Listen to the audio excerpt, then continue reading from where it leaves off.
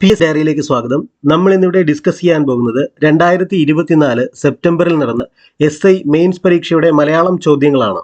നമുക്ക് ആദ്യത്തെ പോയിന്റിലേക്ക് കിടക്കാം. അതിനു മുമ്പ് നമ്മുടെ വീഡിയോസിന് വ്യൂസ് കുറവാണ്. കാണുന്ന നിങ്ങൾ ഓരോരുത്തരും ലൈക്ക് ചെയ്താൽ മാത്രമേ വീഡിയോ റീച്ച് ആവുകയുള്ളൂ. അതുകൊണ്ട് ഞാൻ നിങ്ങളുടെ ഒരു ലൈക്ക് പ്രതീക്ഷിക്കുന്നു.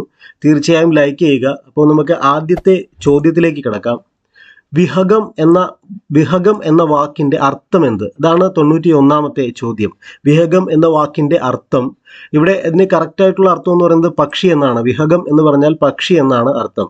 വിഹഗം എന്ന വാക്കിന്റെ അർത്ഥം പക്ഷി എന്നാണ്.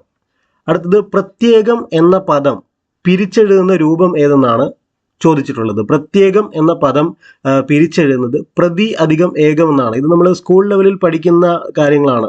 പ്രതി അധികം ഏകമാണ് പ്രത്യേകം എന്ന് അറിയപ്പെടുന്നത്. അപ്പോൾ അടുത്തൊരു ക്വസ്റ്റ്യൻ നോക്കാം. സ്വാശ്രയം എന്ന വാക്കിന്റെ വിപരീത പദമാണ് ചോദിച്ചിട്ടുള്ളത്. വിപരീത പദം അത് പരാശ്രയം എന്നാണ് അതിന്റെ വിപരീത പദം. സ്വാശ്രയം, അതിന്റെ ഓപ്പോസിറ്റ് പരാശ്രയം എന്നാണ്. നമ്മൾ ഈ ചോദ്യങ്ങളിലൂടെ കടന്നു പോകുമ്പോൾ നമുക്ക് മനസ്സിലാവും, സിലബസിൽ തന്നിട്ടുള്ള ഓരോ ടോപ്പിക്കിൽ നിന്നും അവർ ചോദ്യങ്ങൾ എടുത്ത് ചോദിക്കുന്നുണ്ട് അല്ലേ. അപ്പൊ നോക്കുക, സ്വാശ്രയം എന്ന വാക്കിന്റെ വിപരീത പദം പരാശ്രയം എന്നാണ്.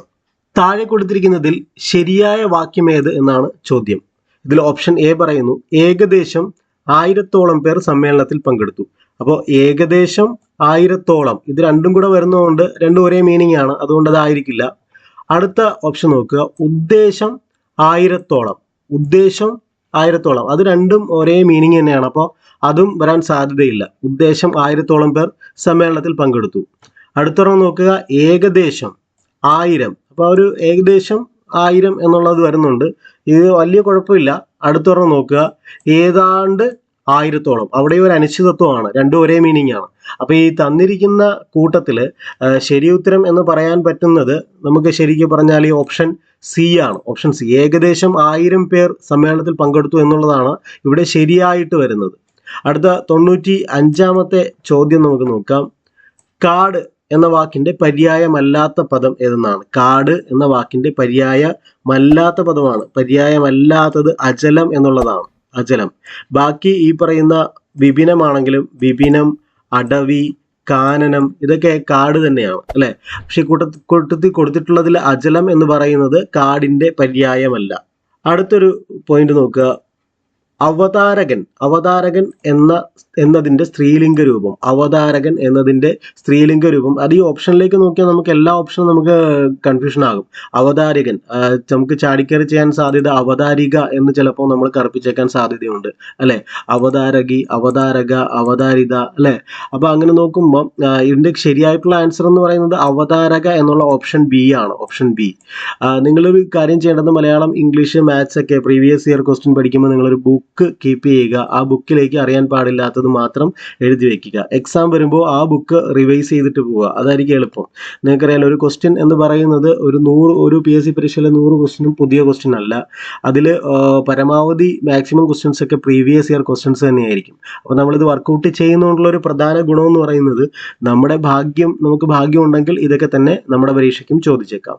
അടുത്തൊരു ചോദ്യം നോക്കുക, അമെൻമെന്റ് എന്നാണ്. അമെൻമെന്റ് എന്ന ഇംഗ്ലീഷ് പദത്തിന് തുല്യമായ മലയാള പദമാണ്. അതായത് അമെൻമെന്റിന്റെ അർത്ഥമാണ് ചോദിച്ചിട്ടുള്ളത് അല്ലെ. PSC പഠിക്കുന്ന ഒരു കുട്ടി ഏറ്റവും കൂടുതൽ അല്ലെ ആദ്യമേ തന്നെ പഠിച്ചു വരുന്ന അറിയാവുന്ന ഒരു കാര്യമാണ് അമെൻമെന്റ്. അതിന്റെ അർത്ഥം ഭേദഗതി എന്ന് നമുക്ക് ഓട്ടോമാറ്റിക് ആയിട്ട് തന്നെ നമുക്ക് അറിയാം അല്ലെ. അമെൻമെന്റിന്റെ ആൻസർ, അമെൻമെന്റ് എന്ന വാക്കിന്റെ അർത്ഥം തന്നെ ഭേദഗതി എന്നാണ്. അടുത്തത് ഭഗീരഥ പ്രയത്നം എന്നാണ്. ഭഗീരഥ പ്രയത്നം എന്ന ശൈലിയുടെ അർത്ഥം എന്ത് അല്ലെ. PSC പഠിച്ച് ജോലി മേടിക്കുക എന്നുള്ളത് തന്നെ ഒരു ഭഗീരഥ പ്രയത്നമാണ് അല്ലെ. അതികഠിനമായ പ്രവൃത്തിയാണ് അല്ലെ. അപ്പോൾ ഭഗീരഥ പ്രയത്നം എന്നതിന്റെ അർത്ഥം എന്ന് പറഞ്ഞാൽ അത് അതികഠിനമായ പ്രവൃത്തി എന്നാണ്. അടുത്ത ഒരു ചോദ്യം നോക്കുക, ശരിയായ രൂപം ഏതെന്നാണ്. ശരിയായ രൂപം, ഈ ജഡം എന്ന് പറയുന്നത് 4 രീതിയിൽ എഴുതിയിട്ടുണ്ട്. അതിൽ ശരിയായിട്ടുള്ള രൂപം എന്ന് പറയുന്നത് ഓപ്ഷൻ ഡി ആണ്, ജഡം.